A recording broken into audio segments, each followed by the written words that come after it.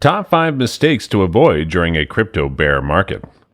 The value of cryptocurrencies has plummeted. Several crypto projects have failed.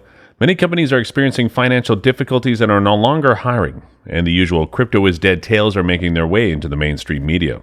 So things aren't looking good by any stretch of the imagination. Those who have been in the crypto community for a while, however, are living through it right now and have seen it all before, but are well aware of the cyclical nature of the crypto market, which has both bear and bull phases. Crypto presently has a high association to a macro environment with a likely recession in the near future. In contrast to the past where bear markets and crypto coincided with favorable equity emotions. What should you do now? Panic? High on stress and anxiety?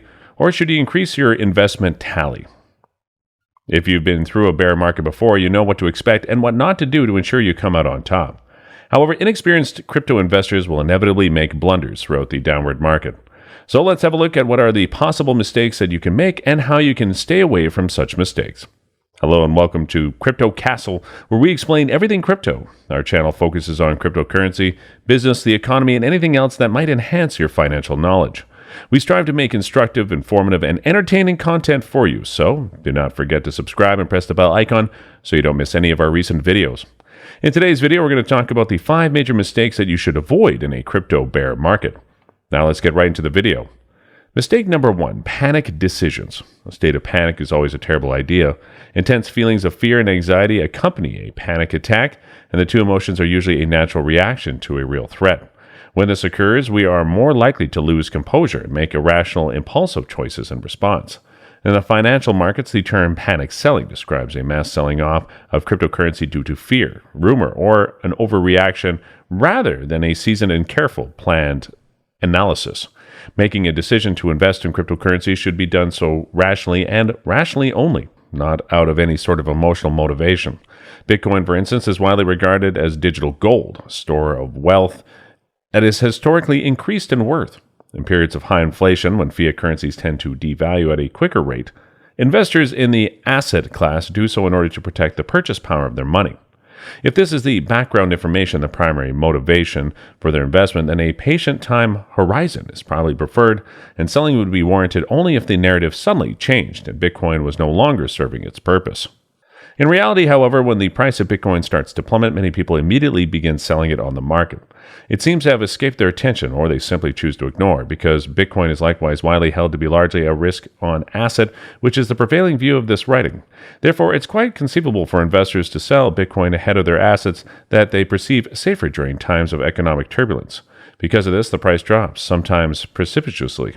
Many investors freak out during these violent sell-offs. This is perfectly natural, but it's also probably the most common blunder people make.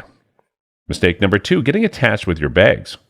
Even though you should steer clear of making rash sales decisions, this does not mean that you should never sell anything. It is equally as necessary to acknowledge that you have made a poor financial decision and to put your pride aside. A significant number of people become married to their bags, which means that they develop an emotional relationship to the investment and forego using reason and reasoning when the narrative supporting it is proven to be false. During the years 2017 and 2018, when the initial coin offering boom was at its height, this sort of event occurred to a great number of people. Many investors got in early and generated significant returns, but they did not realize them because they were chasing gains and were much larger. Later on, when the value of their cryptocurrencies began to drop, they refrained from selling them because they were confident that the value would eventually rebound.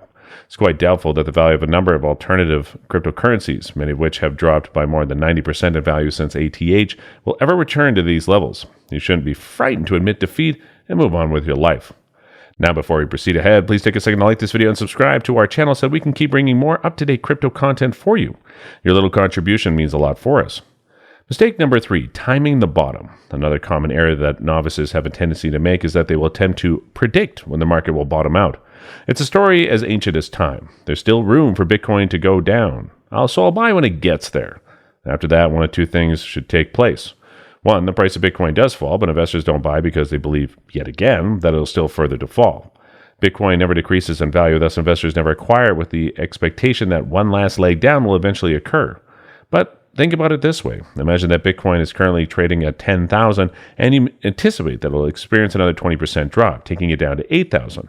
You decide not to buy, and shortly thereafter Bitcoin experiences a meteoric price rise, reaching 100,000. Now you need to ask yourself if those extra 20%, was worth it. During the COVID crash in March 2020, when Bitcoin dropped below 4,000, many people believed that the worst was yet to come as the world was on the brink of an economic disaster in the face of a global lockdown and looming pandemic.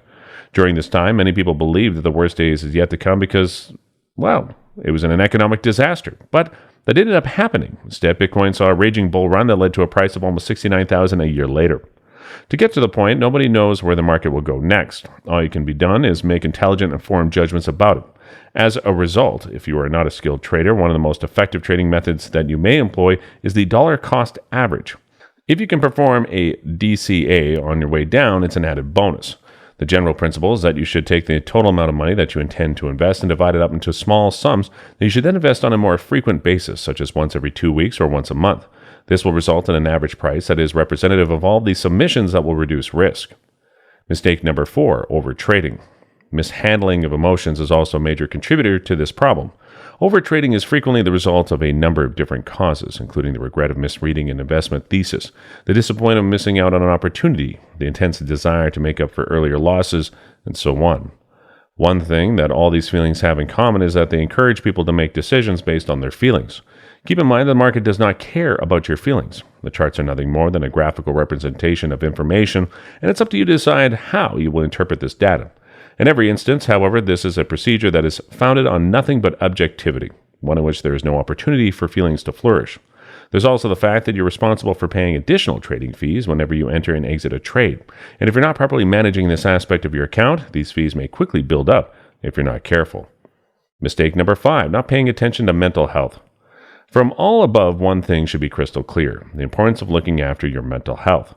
There is no amount of money that will compensate for the loss of your health. It's crucial to bring this up as more and more people get involved in trading and investing in cryptocurrency now that cryptocurrencies have partially entered conventional financial mediums.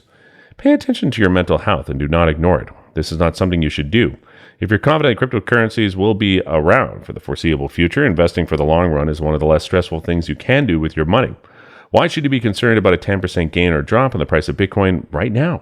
If you believe that Bitcoin is digital gold, and as such will replace traditional gold in the future, doesn't matter if you bought Ethereum for $1,000 or $1,100. If you believe it will become a global platform used by hundreds of thousands of developers and consumers in every country on the planet, people frequently experience a decline in the value of their paper profits during bear markets because prices have a tendency to go to extremes during these periods.